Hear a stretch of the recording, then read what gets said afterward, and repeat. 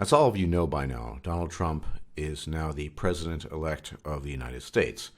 And I certainly expressed my doubts as to this possibility, and I'm pleased that I was incorrect, and I'm pleased that he has won. This is almost certainly the better outcome of the two possible outcomes.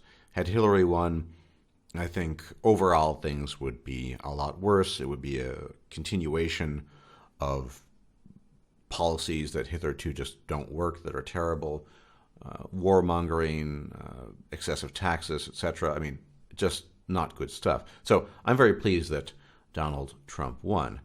And the world is in a state of shock.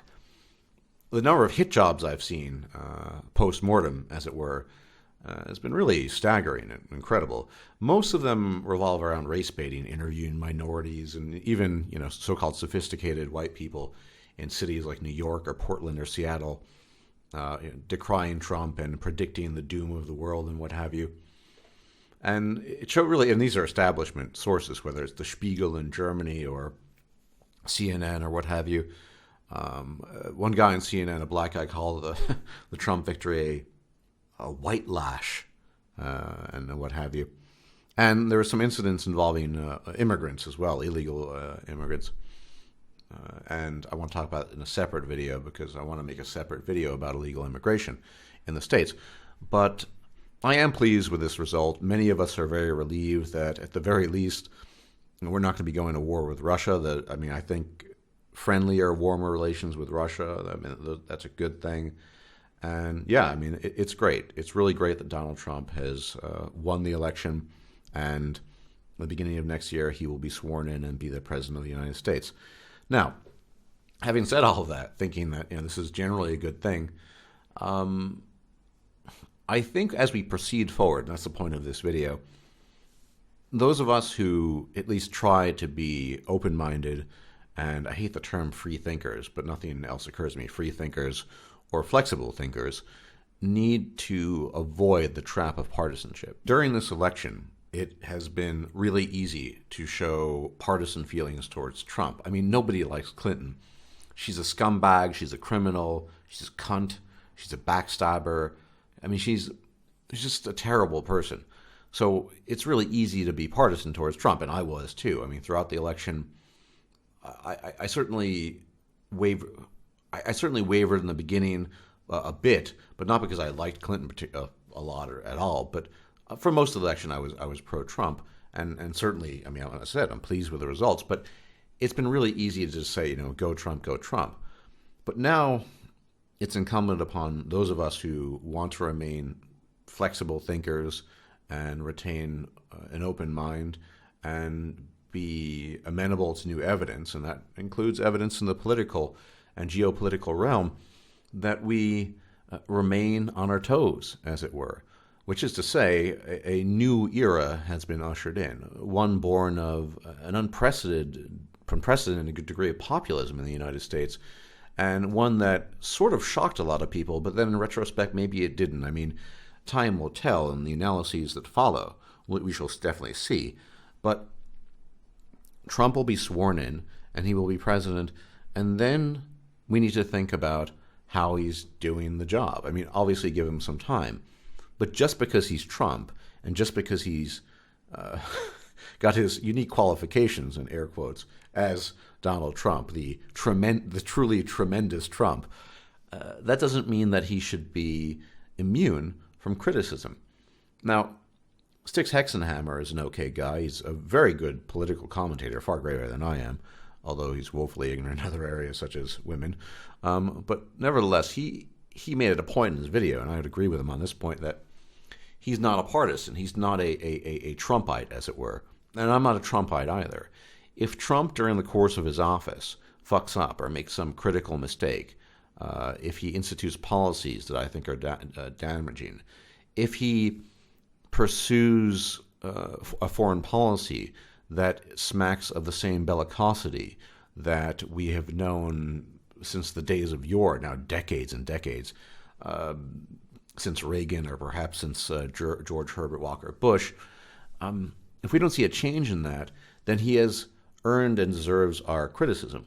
And we need to be honest and open about. Those of us who don't like, for example, foreign wars of aggression and the destabilization that it causes, whether results you're concerned with afflict primarily the people there in those areas, or my major concern is the backlash and the blowback that we face in the West in places like the United States and in particular in Europe, where I live. So we need to be aware of these things and cognizant of these things. And of course, we got to give them some time. Do I think Trump is, obviously I'm pleased that Trump won, but do I think Trump is perfect or flawless? Absolutely not. And he probably will make mistakes. The question is, how minor are they, and how far will he deviate from the path that he had enunciated during his electoral campaign? For the time being, this is a good thing, and we will see how well he does as President of the United States. What I'm personally hoping for is an immediate meeting with Vladimir Putin and an attempt to smooth over relations and improve relations with Russia and improve relations with other places as well. And my most important concern, as I've said, is the foreign policy. I hope he does not, as I said, replicate that belligerence and bellicosity that we've known for decades now on the part of mainstream Republicans and Democrats. As far as his economic policies are concerned, many people have been concerned about that. As I don't live in the United States, I'm not terribly concerned about those things. But nevertheless, if some policy of his sounds terrible and ends in disaster, people need to be critical. Now, criticism should not be of the same sort as we have seen in recent weeks, and even just after this election, which Trump has won, which involves race baiting and all kinds of false faux criticism leveled at him. That's bullshit. We don't need to do that, and we shouldn't do that. But rest assured, we need to keep an open mind and be critical. Now, we don't want to be like the left, the people complaining about Trump. Brace yourselves, because to use the words of Trump, this is going to be tough and tremendous. These next 4 years are just going to be a litany of anti-Trump demagoguery coming from left-wing mainstream media, as well as left-wing pundits, including Sam Harris and Andrew Sullivan, who sort of visualized a Trump presidency as an instance or an instantiation of Satan incarnate himself, sitting in the White House.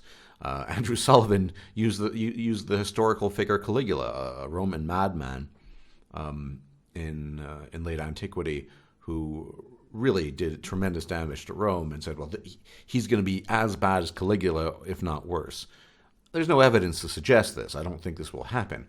But this is the careful balancing act I think those of us who are not partisan, who aren't anything, we're not Trumpites, we're not Clintonites, need to carry out. We need to be neutral, aware, critical, but not fall prey to the kind of insanity that we're witnessing already now in the wake of the election, and will be witnessing for 4 years to come, I guarantee it. Cries of racism and bigotry and Islamophobia and you name it.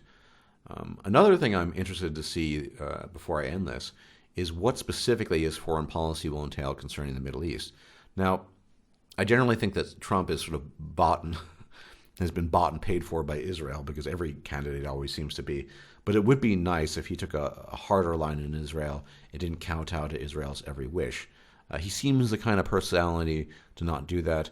And also, working with the Russians would be helpful in the Syrian conflict, just because, for one thing, it's not alienating the United States, and combined forces would be more effective.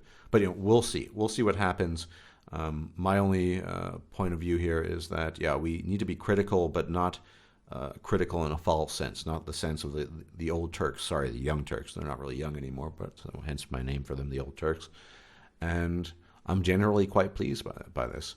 So avoid partisanship, and we shall see what the future entails regarding the Trump presidency. Everyone who wanted Trump to win, congratulations. I'm pleased with it too. And I really do hope he opens up an investigation or appoints an attorney who opens up an official investigation of that disgusting cunt Clinton. May she rot in prison for eternity, and die with a vaginal yeast infection the likes of which she has never known. You take care, and as always, may the gods watch over you.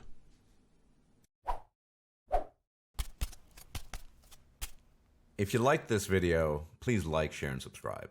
And if you enjoy my content, please consider making a donation or becoming a patron. Thanks for watching.